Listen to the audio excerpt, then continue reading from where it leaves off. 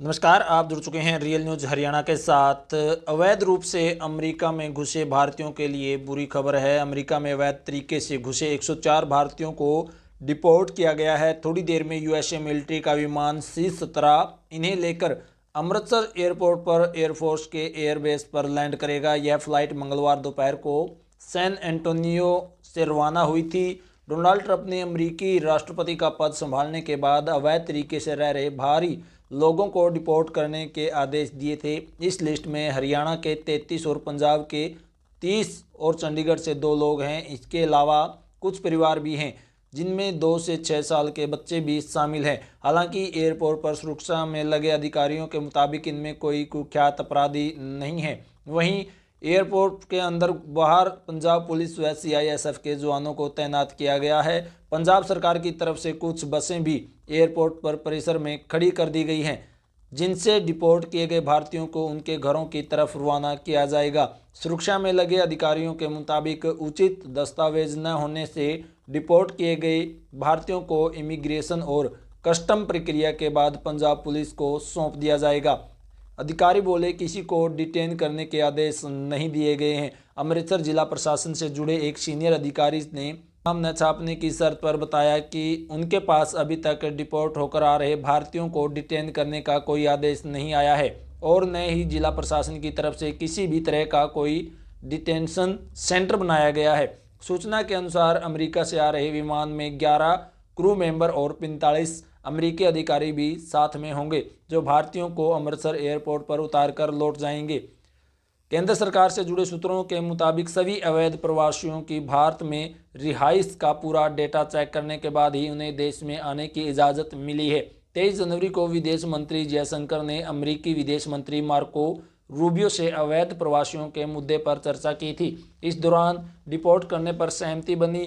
वहीं 27 जनवरी को राष्ट्रपति ट्रंप ने दावा किया कि फ़ोन पर वार्ता के दौरान इस मुद्दे पर PM मोदी ने भरोसा दिलाया कि जो सही होगा वही करेंगे। अमृतसर के पूर्व पासपोर्ट अधिकारी JH सोडी ने बताया कि जिस भी व्यक्ति को डिपोर्ट किया जाता है उसके पास अपना पासपोर्ट नहीं होता। में संबंधित भारतीय दूतावास उन्हें सर्टिफिकेट इशू करता है, जो भारत में लैंड होते ही वापस ले लिया जाता है। यह सर्टिफिकेट इशू होने से पहले भारतीय दूतावास संबंधित व्यक्ति के बारे में विस्तृत जानकारियां जुटाता है। भारत लौटने के बाद भी स्थानीय पुलिस इन पर नज़र रखती है। इनकी वेरिफिकेशन दोबारा से की जाती है।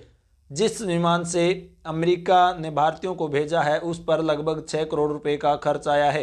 यह चार्टर्ड विभाग सामान्य उड़ान से लगभग 6 गुना ज़्यादा कीमती है। सफ़र में अवैध प्रवासी हथकड़ियों में ही रहेंगे।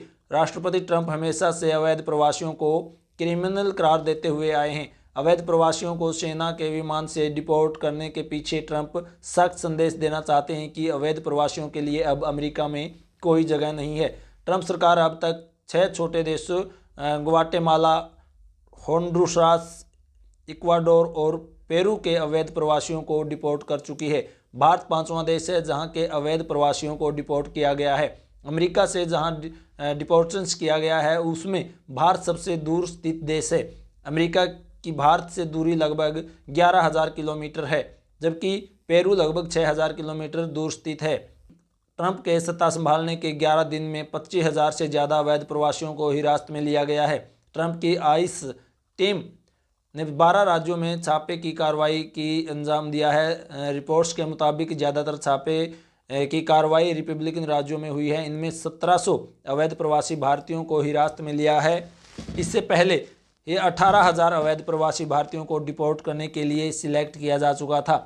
इस दौरान मैक्सिको बॉर्डर से घुसपैठ की घटनाएं 94% तक घटी हैं। बाइडेन के कार्यकाल में इस साल 1 जनवरी से 19 जनवरी के बीच रोज औसतन घुसपैठ की 2,087 घटनाएं हुई, जबकि ट्रंप के बाद 20 जनवरी से 31 जनवरी तक रोज औसतन घुसपैठ की मात्र 126 घटनाएं हुई हैं। आइस के डेटा के मुताबिक अमेरिका में 17,940 भारतीय ऐसे हैं जो अवैध प्रवासी हैं। साथ ही इन लोगों को गैर कानूनी तरीके से अमेरिका में घुसने के लिए जेल में भी नहीं डाला गया है। ये कागजी कार्रवाई की लंबी प्रक्रिया में फंस गए हैं। रिपोर्ट के मुताबिक यह प्रक्रिया पूरी होने में 3 साल तक का वक्त लग जाता है।